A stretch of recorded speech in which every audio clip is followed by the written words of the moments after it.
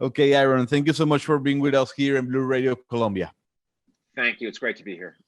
Mr. Aaron, and how can you describe this movie?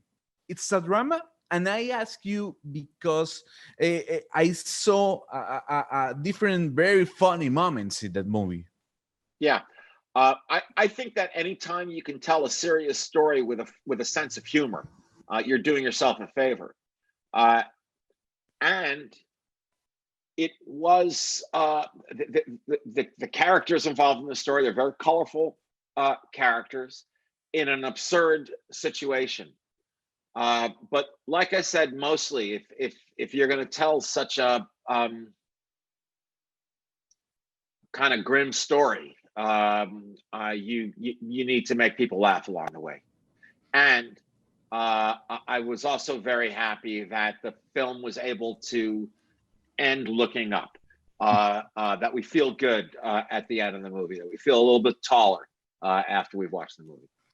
Aaron, one of the most important roles of characters in the film is that the George Hoffman.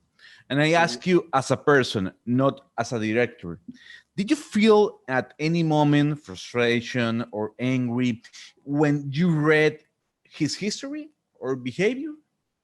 Yes, I did.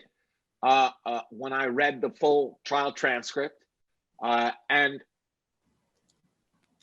I would say that very nearly everything that Judge Hoffman says in the movie is from the trial transcript. And certainly everything that he says to Bobby Seale is in the trial transcript. So I didn't make up any of that. That's for real. Where I felt my greatest frustration, frankly, was when I discovered, and this goes up on the screen at the end, when I discovered that survey of Chicago lawyers, that 87% of them gave this judge a rating of unqualified. Unqualified. To get the job that he has, to be a federal judge on the federal bench, a president has to nominate you and Congress has to confirm you. And somehow none of them knew that this man was unqualified.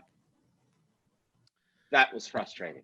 Yes, another very interesting role and character in the movie is Bobby Seale. You talked about him right in 1 minute ago.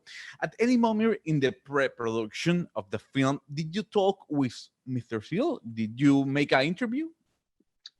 You know, I never got to meet Bobby Seale. I did spend time with Tom Hayden. Tom Hayden died 4 years ago, but when I started the film, writing the movie 14 years ago, Tom was alive and I got to spend time with him. And it was only because of that. He gave me the one thing I couldn't get from reading the books and reading the trial transcript. He gave me the personal story between Abby and Tom, that tension. These two guys, they're on the same side, they're fighting for the same cause, but they cannot stand each other. And they each think that the other one is doing harm to the cause. But in the end, really come to respect each other. I got that from Hayden. Did you think that this movie comes out at the best moment? And I ask you also because everything is happening not only in the United States, also but in Colombia around the world as well. Oh, I know, and all over the world. Yes, and by best moment, we both, I think, mean the worst moment. I thought the film was relevant when I was writing it. I thought the film was relevant while we were making it last winter. We didn't need it to suddenly become more relevant, but it did. I've been asked if I changed the script to mirror events around the world. No, events around the world started to mirror the script is what happened. And so, as you do in Colombia, protesters on the streets are being met with law enforcement and there's tear gas again and clubs again. The country is divided again.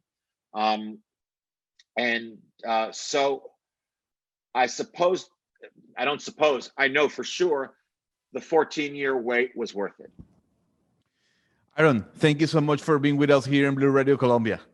Thank you very much. I appreciate it. Good to be with Thank you. you. Thank you.